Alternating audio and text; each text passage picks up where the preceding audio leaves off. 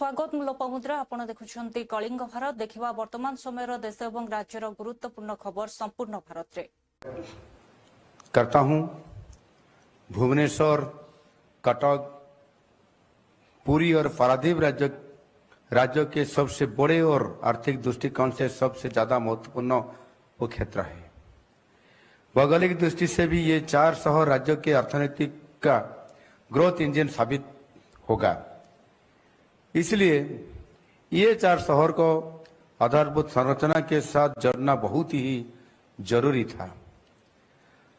अभी यह क्षेत्र ही ओडिशा के अर्थनीति को 19% कंट्रीब्यूट करता है। 2025 तक इस रीजन की अर्थनीति $22.38 बिलियन है। हम इस 4 शहरों को एक कॉमन ग्रोथ प्लान के साथ जोड़ रहे हैं। ये भी शहर अभी एक सिनर्जी के साथ अभिवृद्धि का केंद्र बनेंगे। 2027 तक सिर्फ इस रीजन की इकोनॉमी $500 बिलियन तक पहुंचेगा। This region is going to be a new star in the growth sky of India. इन 4 शहर में हर एक का अपना अपना विशेष सामर्थ्य है। भुवनेश्वर की टेक्नोलॉजी और कटक का बिजनेस ट्रेडिशन, पुरी की सांस्कृतिक गरिमा और पारादीप के बंदरगाहों, इन सब का जब समन्वय होगा तो ये एक बड़ा ग्रोथ इंजन बनेगा। सिर्फ ओडिशा का नहीं, सारे भारत की अभिवृद्धि का एक केंद्र बनेगा हमारा BCPPER। इस इकोनॉमिक रीजन में हर शहर के लिए हमारी स्वतंत्र योजना है। इसमें metal downstream, biotechnology, textile, handloom, chemicals,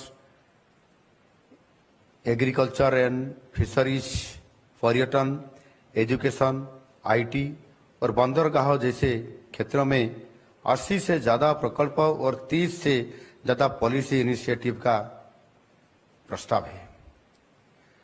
ग्रामीण और शहरी क्षेत्र के संतुलन के लिए कृषि प्राणी संपद और कृषि निर्यात के लिए प्राथमिकता दिया जाएगा।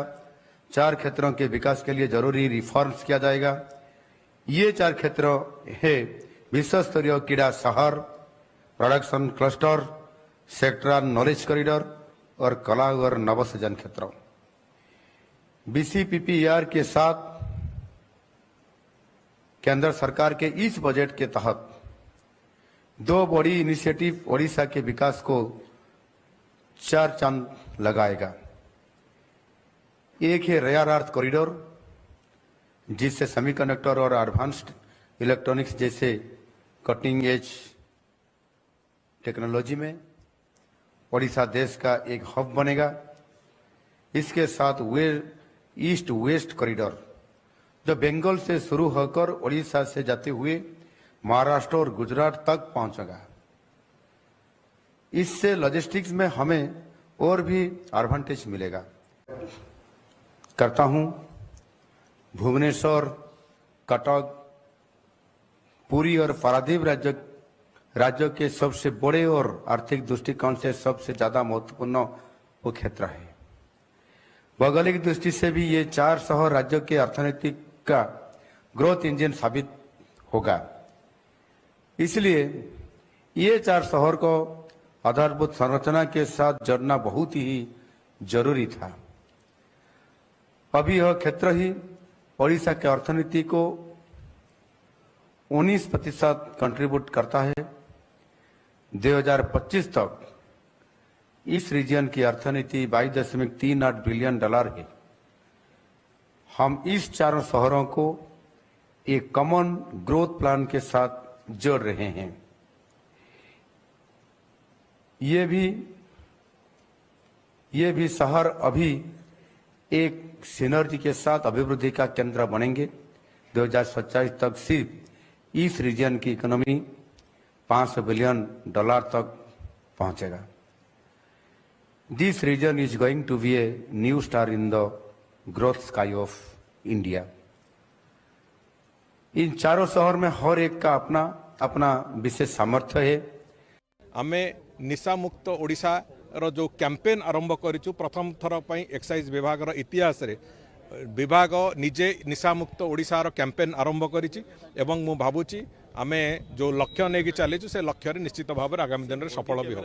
हमर जो विभाग रे काम करथिबा समस्त ऑफिसर कांस्टेबल को आरंभ करिकि सुपरिटेंडेंट एक्साइज पर्यंत समस्त को फिजिकल फिटनेस दृष्टि संपूर्ण रूपे योग्य रखेबा एवं सेमानंकर कर्म प्रवणता को कर्मकुशलता को आहुरी बढ़ेबा ये आम पाई गोटे प्रधान लक्ष्य जोटारे ए sports event annual sports event निश्चित भाव में आमको एक सहायक भूमिका तैयारी करेबो। तेणुक ये कार्य आरंभ होईची एवं आमे जो भली भाव में ये विभाग को आगु को नबा पाई एवं सफल करबा पाई आमे गत वर्ष तुलन में ए वर्ष पाखापाखि 100% रु अधिक गत वर्ष तुलन में आहरी अधिक 100% रु ऊर्ध्व आमे एटी गंजेई चाषर नष्ट करने आरंभ करिकी पाखापाखि गत वर्ष तुलन में आहरी 50% रु अधिक चलित वर्ष आमे विभिन्न प्रकार जो नार्कोटिक्स प्रोडक्ट को ताकू सीज करेवा एवं वर्ष रे विभिन्न समय रे जेतेबेले फेस्टिवल समय रे अंततः लोके शांतिर सहित विभिन्न पर्वपर्वाणी उत्सव मनातु ताकू आखि आगे रखिकी फेस्टिवल टाइम गुड़ी करे आमे तार एनफोर्समेंट एक्टिविटी सबुजाक पूरा राज्यव्यापी करेबा ये समस्त कथा को नहीं एक्साइज विभाग एक अत्यंत सफलतार सहित निजर भूमिका निर्वाहन करुच्ची एवं आज गर्वर सहित आमे कहि परिबु जे आमर सफलता एवं आमर कार्यदक्षता कारणरू आज ओडिशा प्रदेश रे साधारण लोकंकु अंततः शांति रे निश्वास मारिबा को सुजोग मिलुची। तेणुकरी एक्साइज विभाग ओडिशा को संपूर्ण रूपे अवैध निशा कारोबार रू संपूर्ण मुक्त करेबा से नार्कोटिक विभिन्न नार्कोटिक्स प्रोडक्ट हो पारे चोरा मदर बिक्री हो पारे ये सबू कथारे पूरापूरी भाव में ताकू व्याहत करने जहाँ व्यवस्था ताकू दृढ़तार सहित करवा आरंभ करिछि एवं विशेष करिकि आमे निशा मुक्त ओडिशा रो जो कैंपेन आरंभ करिछु प्रथम थर पई एक्साइज विभाग रो इतिहास रे विभाग निजे निशा मुक्त ओडिशा रो कैंपेन आरंभ करिछि एवं मु भाबुछि आमे जो लक्ष्य नेकी चलीछु से लक्ष्य रे निश्चित भाव रे आगामी दिन रे सफल आमे निशा मुक्त ओडिशा रो जो कैंपेन आरंभ करिछु प्रथम थर पई एक्साइज विभाग रो इतिहास रे विभाग निजे ट्रिब्यूनल तारीख अच्छी एवं आज तारीख अच्छी बोली आगु नोटिस होईची एवं राज्य सरकार प्रतिनिधि जीवार कथा उच्च अधिकारी माने जीवार कथा एडवोकेट जनरल जीवार कथा आज आमको जहाँ सूचना मिलूँ कहीं उपस्थित ही नहांती रेस्पॉन्सिबल लोक दायित्व संपन्न लोक एथुरु जना पड़ुछि केते सीरियसनेस ए सरकार अच्छी महानदी जल विवाद प्रसंग रे ओडिशार स्वार्थ को जगिबा पई केते आंतरिकता सरकार अच्छी ये एक बड़ प्रश्नवाची है। बदलुछि श्रमिक मानकर काम करिवार स्वभाव भी बदलुछि। भारत सरकार शिक्षा विभाग दायित्वधारी भाव मु जो नुआ जातीय शिक्षा नीति क्रियान्वयन होछि से अनुसार भारत वर्षर श्रमिक शक्ति को भी अनेक सुधार सह जोड़िबा काम करिबा सह पाठ पढ़िबा यार व्यवस्था आज जातीय शिक्षा नीति रे आरंभ करा जाई पारिछि। हमर देश रे पाखापाखि 50 कोटी लोक काम करती काम करिबा बयस रे 90 कोटी लोक अछंती 50 कोटी लोक काम करती एमान को समस्त को आउ थे स्किल रिस्किल अपस्किल करिवार आवश्यकता अछि। मजदूर संघ ये दायित्व को देश रे निर्वाह करिवो। मजदूर संघ आज देशर श्रम शक्ति भितर जातीयतावाद तैयारी दायित्ववाद तैयारी करबा देश को देश प्रेमी करिवार बहुत सफल प्रयास करिछि। मु कृतज्ञता जणाउछि पुणी आउ थे मजदूर संघ को।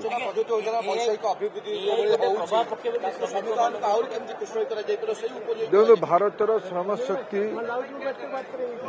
श्रम शक्ति बहुत विवेकी बहुत आधुनिक से समय हिसाब रे विगत दिन रे भी अनुभव अच्छी जेबे जेबे भी यही प्रकार कौन आह्वान आसी भारतर वर्कफोर्स भारतर मजदूर माने याकू श्रम शक्ति याकू ग्रहण करिछि। एआई हो किंबा डिजिटलाइजेशन याकू ग्रहण करा बदलुछि। श्रमिक मानकर काम करिवार स्वभाव भी बदलुछि।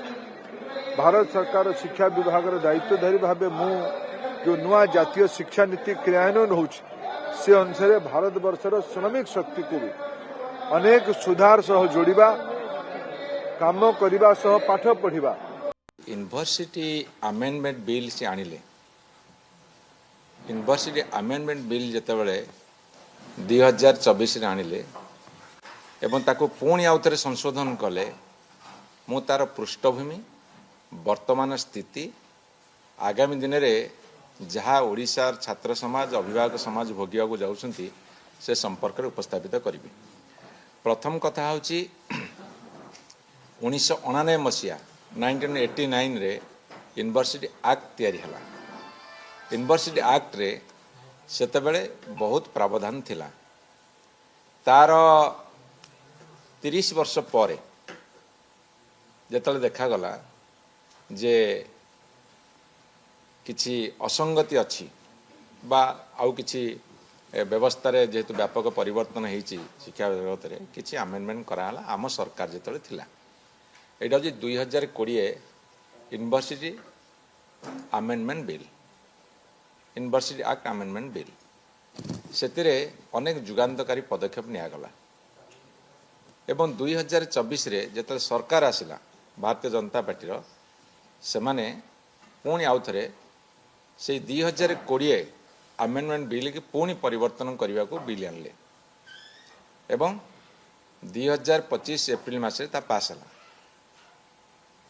एवं आमे राति सारा जुक्ति रखीचु तथ्य रखीचु से बिल रे असंगति अच्छी त्रुटि अच्छी ताकू दर्शेचु राति सारा अनिद्रा होकर आलोचना कली सकाल 7टा हो गला किंतु सरकार जेहेतु मेजोरिटी थिला से माने ताकू पास करेले एवं एठी म आपन मानु कहि रखे बिल पास कले सेतिरे पुणी त्रुटि रखिले आमे जो त्रुटि दर्शैथिलु से पुणी तार 2-3 मास पर आउ थरे 2025 अमेंडमेंट बिल आनले से माने आनिथिल 2024 रे 2020 को काटिया पई पुणी 2025 रे एगेन तांको आनिथिबा बिल को बा अमेंडमेंट को से माने पुणी आउ थरे संशोधन कले।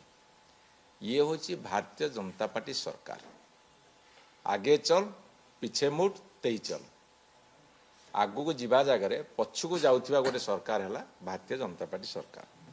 मुझे आपण मान दृष्टि को आनिबी जेतले 2020 रे बिल अना जाइथिला सेतले किछि प्रमुख हमर शिक्षाविद जो माने को उद्देश्य रे आकु विरोध कले हाईकोर्ट को गले हाईकोर्ट रे हारिले सरकार जो 2020 बिजु जनता दल सरकार बिल आनी अमेंडमेंट आनी ताकू कायम रखिले किंतु दुखर कथा दुर्भाग्यर कथा यूजीसी कौन सी रोल नहीं।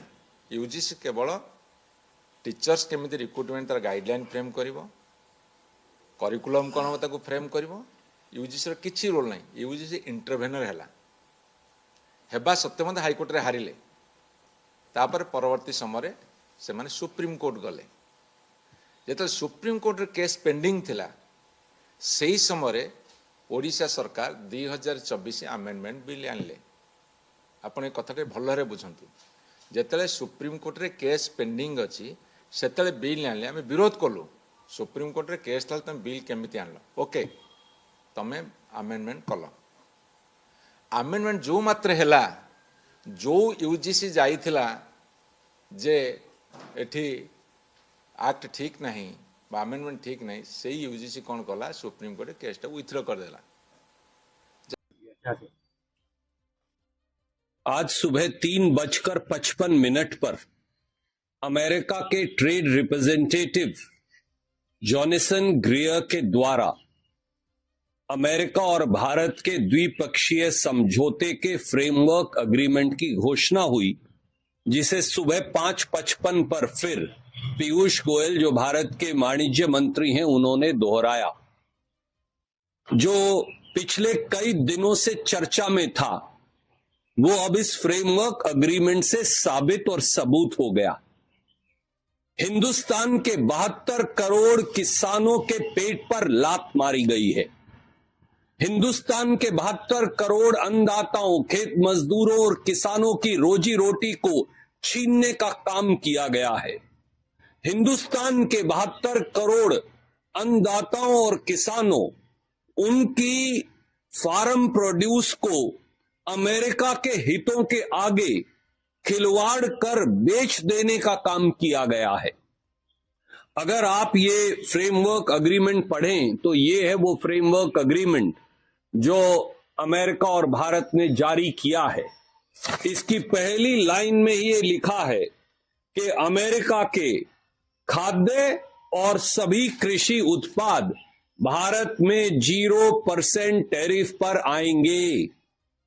दूसरा तथ्य ये लिखा है कि अमेरिका का मक्का, जिसको अंग्रेजी में ड्राइड डिस्टिलर ग्रेन कहते हैं, अमेरिका का सोयाबीन, अमेरिका का जो ज्वार जिसे हम कहते हैं, जिसे अंग्रेजी में सोरगम कहते हैं, अमेरिका का अखरोट, बादाम, पिस्ता, अमेरिका के फ्रेश फल यानी सेब, संतरा, सब कुछ, अमेरिका के प्रोसेस्ड फल और बाकी के एग्रीकल्चरल प्रोडक्ट्स जो हैं, एडिशनल प्रोडक्ट्स, एग्रीकल्चर प्रोडक्ट्स नहीं है, वो सब हिंदुस्तान में आएंगे।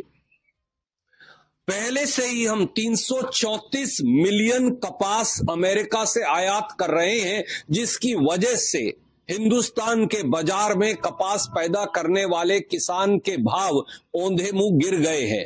तो अब मक्का अमेरिका से आएगा, कपास अमेरिका से आएगी, ज्वार अमेरिका से आएगा, फल अमेरिका से आएंगे, प्रोसेस्ड फ्रूट अमेरिका से आएंगे, सोयाबीन अमेरिका से आएगा। तो मोदी जी, पीयूष गोयल जी, हिंदुस्तान के किसान का क्या होगा, वो कहां जाएगा? और वो कौन से एडिशनल प्रोडक्ट हैं? क्या इस एडिशनल प्रोडक्ट का मतलब ये है कि अब अमेरिका से दूध भी आएगा, गेहूं भी आएगी, अमेरिका से डायरी प्रोडक्ट्स भी आएंगे? ये कौन बताएगा? और दूसरा सबसे बड़ा धोखा इसी फ्रेमवर्क अग्रीमेंट के 6ठे बिंदु में लिखा है, जो कल वहां की कृषि मंत्री ने कहा भी था और जो हमने उठाया भी था। इसमें साफ तौर से उन्होंने लिख दिया है कि हिंदुस्तान नॉन टैरिफ बैरियर हटाएगा। नॉन टैरिफ बैरियर क्या है? वो किसान को दी जाने वाली सब्सिडी है। पहले ही हिंदुस्तान किसान को सब्सिडी देता नहीं, उसकी लागत उसकी कीमत से बहुत ज्यादा है। अब बाकी की सब्सिडी भी आपने लिखित समझौता कर हटाने का निर्णय किया है। इससे बड़ा प्रहार हिंदुस्तान के 72 करोड़ किसान पर हो ही नहीं सकता। देखिए, ट्रेड डील होना बहुत अच्छी बात है, सभी देश करते भी हैं, लेकिन पीयूष गोयल ने सिर्फ ट्वीट में कहा है कि हम उसकी घोषणा कर रहे हैं, बट क्या कर रहे हैं वो विस्तार से देश को कब बताएंगे? जब हम कोई अपना सामान भारत से अमेरिका की धरती पे भेजेंगे तो अमेरिका उस पर 18% टैरिफ लगाने जा रहा है, लेकिन अमेरिका जब भारत कुछ सामान भेजेगा हम कितना % टैरिफ लगा रहे हैं? ये बात तो पीयूष गोयल जी आपको बताना चाहिए, मोदी जी आपको बताना चाहिए। ट्रेड डील का मतलब बराबरी का सम्मान। हम जो आपको दें वही आप हमें दें। आप हमें 18% टैरिफ दे रहे हैं, हम आपको कितना दे रहे हैं ये बताना चाहिए भारतीय जनता पार्टी और सरकार को। देखिए, यह देश सभी के विश्वास से चलता है। आपने नेता प्रतिपक्ष को कभी विश्वास में लिया नहीं। आपने 140 करोड़ देशवासियों को जो जो वादे किए थे आपने कभी पूरे किए नहीं। अब आप ट्रेड डील के नाम से डोनाल्ड ट्रंप की जो महिमा मंडन करने का काम कर रहे हैं वो सबको पता है। यही डोनाल्ड ट्रंप है जो कह रहे थे कि वार हमने रुकवा दी। यही डोनाल्ड ट्रंप है जो कितनी बार हमारे खिलाफ बात कर चुके हैं। अब आज ये आपको बहुत प्रिय लग रहे हैं। क्या समझौते हो रहे हैं, कैसे हो रहे हैं, ये पूरा व्हाइट पेपर लाकर देश के सामने लाना चाहिए कि अमेरिका के साथ हम ये काम कर रहे हैं, ये परसेंटेज की टैरिफ वो लगा रहे हैं, ये परसेंटेज की टैरिफ हम लगा रहे हैं। जब बराबरी होगा, समानता होगी, तभी तो हमें लगेगा कि हमारे साथ न्याय हुआ। अन्यथा एक तरफा अगर हो गया तो कहीं हम झुक गए। अब हम वेनेजुएला से तेल लेंगे या रसिया से तेल लेंगे, ये हम तय करेंगे ना, हमारे देश की सरकार तय करेगी, न कि अमेरिका की सरकार तय करेगी। तो बहुत सारी चीजें हैं। पीयूष गोयल खुल के बताएं, ट्वीट न खेलें। वो ट्वीट करते हैं, फिर मोदी जी उनको बधाई का ट्वीट करते हैं। इससे ऊपर उठिए, ये देश ट्वीट के ऊपर है।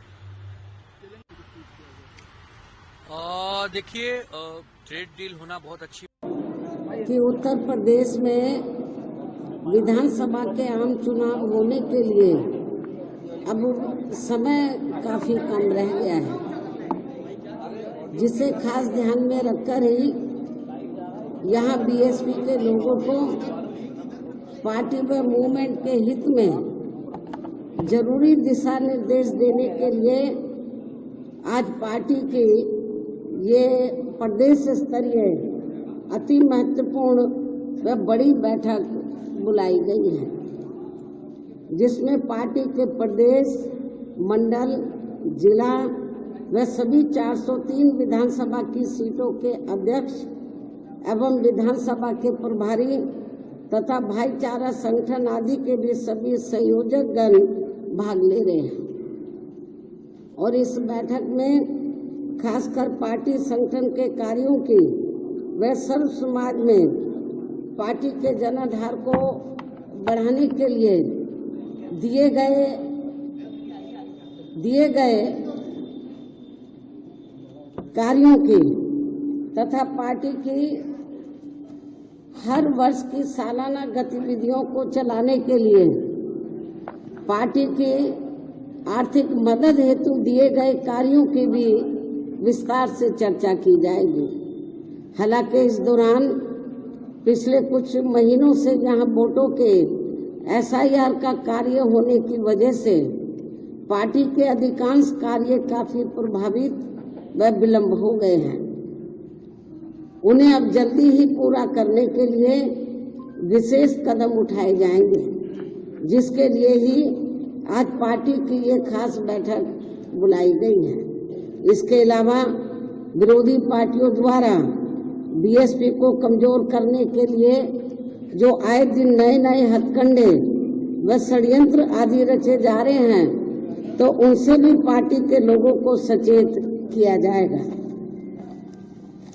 साथ ही इस बैठक में देश में सर्व समाज में से खासकर गरीबों, दलितों, आदिवासियों, पिछड़े वर्गों, मुस्लिम एवं अन्य धार्मिक अल्पसंख्यक समाज के लोगों के साथ साथ किसानों के स्वास्थ्य विभाग के द्वारा माननीय मुख्यमंत्री श्री नीतीश कुमार जी के नेतृत्व और मार्गदर्शन में लगातार स्वास्थ्य सेवाओं को बेहतर करने का काम किया जा रहा है। सुदूर गांव में बैठे हुए लोगों को भी विशेषज्ञ चिकित्सकों का लाभ मिल सके, उसके प्रयास किए जा रहे हैं। और स्वास्थ्य विभाग में जो मानव बल की नियुक्ति की प्रक्रिया है उसको भी तेज किया गया है। और इस बार सरकार बनने के बाद 2 महीने के अंदर 2 बार माननीय मुख्यमंत्री जी के द्वारा चिकित्सकों के नियुक्ति पत्र बांटने का कार्यक्रम संपन्न हुआ है। बहुत शीघ्र लगभग 15 दिनों के अंदर 5000 नर्सेज की भी नियुक्ति पत्र के वितरण का कार्य किया जाएगा। तो लगातार मानव बल स्वास्थ्य सेवा में बढ़ाया जाए, जो ह्यूमन रिसोर्सेज की आवश्यकता है, जरूरत है, रिक्त पद है, उनको बढ़े जाए। वो काम मुख्यमंत्री जी के नेतृत्व में हम सब लोग कर रहे हैं। और आज 1224 विशेषज्ञ चिकित्सक और समान चिकित्सा पदाधिकारियों की नियुक्ति हुई। स्वास्थ्य विभाग के द्वारा माननीय मुख्यमंत्री श्री नीतीश कुमार जी के नेतृत्व और मार्गदर्शन में लगातार स्वास्थ्य सेवाओं को बेहतर करने का काम किया जा रहा है। सुदूर गांव में बैठे हुए लोगों को भी विशेषज्ञ चिकित्सकों का लाभ मिल सके, उसके प्रयास किए जा रहे हैं। और स्वास्थ्य विभाग में जो मानव बल की नियुक्ति की प्रक्रिया है उसको भी तेज किया गया है। और इस बार सरकार बनने के बाद 2 महीने के अंदर 2 बार माननीय मुख्यमंत्री जी के द्वारा के साथ एक जॉइंट इंस्पेक्शन करके हमने चीजों को हमने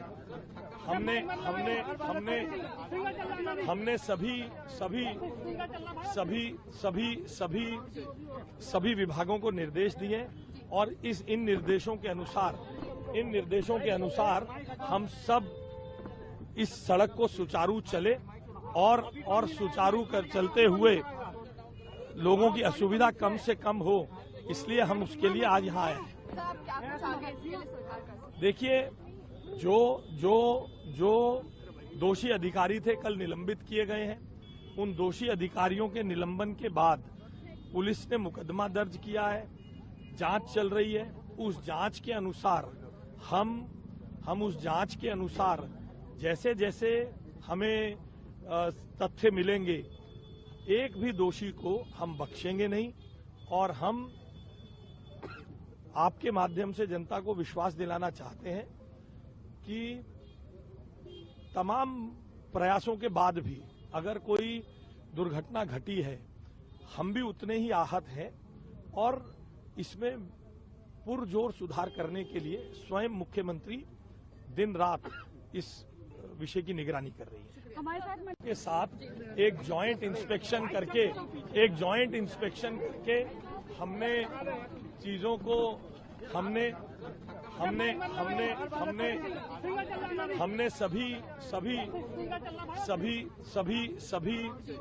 सभी विभागों को निर्देश दिए और इन निर्देशों के अनुसार हम सब इस सड़क को सुचारू चले और सुचारू कर चलते हुए लोगों की असुविधा कम से कम हो, इसलिए हम उसके लिए आज यहाँ आए हैं। देखिए, जो दोषी अधिकारी थे कल निलंबित किए गए हैं। उन दोषी अधिकारियों के निलंबन के बाद पुलिस ने मुकदमा दर्ज किया है, जांच चल रही है। उस जांच के अनुसार देखिए, पुलिस और दिल्ली की भारतीय जनता पार्टी सरकार ने पूरी कोशिश कल ये की कि वो जो 25 साल का कमल ध्यानी उस गड्ढे में गिरकर मर गया, उसकी मौत का दोष कमल ध्यानी पर ही डाल दिया जाए। ये दिखाया जाए कि साहब सब जगह तो बैरिकेडिंग थी, वो खुद ही जो है आके गड्ढे में बाइक समेत कूद गया और पुलिस ने दिखाया कि हमने तो भाई पूरा काम किया, पता नहीं वो कैसे मर गया। इसके अंदर कुछ सवाल हैं जिनका जवाब ना तो दिल्ली पुलिस के कमिश्नर सतीश गोलचा ने दिया और ना ही दिल्ली सरकार का जवाब रेखा गुप्ता जी ने दिया। हमारे सवाल हैं, रात को 6 अलग अलग थानों में कमल के घर वाले और मित्र गए, किसी थाने ने उसकी कंप्लेंट नहीं दर्ज की। आपने क्या एसएचओ के ऊपर कोई कार्रवाई अभी तक करी? आपने नहीं करी। पुलिस के पास कमल के फोन की एग्जैक्ट लोकेशन थी। अगर रात को पुलिस वो लोकेशन दे देती तो वो लड़का बच सकता था, मगर आपने उसको मरने के लिए छोड़ दिया। पुलिस ने वो लोकेशन दी और डिलीट क्यों कर दी, ये सवाल मेरा सतीश गोलचा से है। इसके बाद जब प्रत्यक्षदर्शी सुबह वहां पहुंचे, उन्होंने बोला वहां कोई बैरिकेडिंग नहीं थी, मगर आशीष सूद वहां पे मौके पे पहुंचे, पुलिस के साथ मिलकर उन्होंने पूरा का पूरा क्राइम सीन ड्रेसअप किया, बैरिकेड लगा दिए गए ताकि लोगों को यह बेवकूफ बनाया जाए कि साहब सारी बैरिकेडिंग थी, वो लड़का पता नहीं कैसे मर गया। इसके अंदर अभी तक पुलिस ने सीसीटीवी फुटेज जो है बाहर नहीं की है। उस पूरी सड़क पे मैं कल गया था, वहां पे कई सीसीटीवी कैमरा है, उनकी फुटेज दिल्ली पुलिस को बाहर करनी चाहिए ताकि पता चले वो लड़का उस गड्ढे तक कैसे पहुंचा। मेरा मानना यह है इस मामले में पूरी तरीके से लीपापोती की जा रही है। पुलिस के कमिश्नर सतीश गोलचा को तुरंत प्रभाव से इस गुनाह के लिए, उस बच्चे के मरने के लिए नहीं, उसके बाद जो लीपापोती की गई उसके लिए, सीसीटीवी फुटेज अभी तक नहीं आई उसके लिए, उसकी लोकेशन नहीं दी गई उसके लिए, उसकी रिपोर्ट नहीं दी गई उसके लिए, उनको तुरंत जो है पुलिस कमिश्नर सतीश गोलचा को सस्पेंड करना चाहिए। देखिए, पुलिस और दिल्ली की भारतीय जनता पार्टी देखुले वर्तमान समय देश और राज्यर गुरुत्वपूर्ण खबर संपूर्ण भारत में। समय होछि ब्रेक पर खबर प्रसारण जारी रहिबो। देखुथांतु कलिंग भारत।